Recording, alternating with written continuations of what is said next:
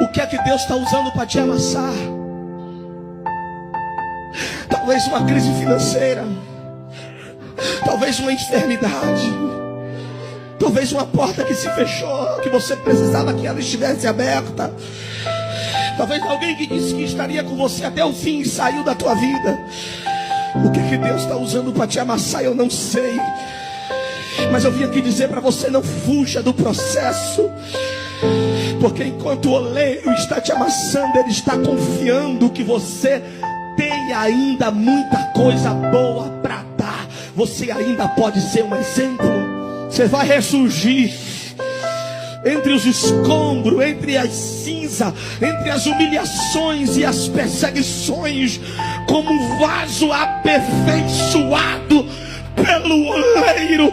Você vai ressurgir para glorificar o nome daquele que vive e reina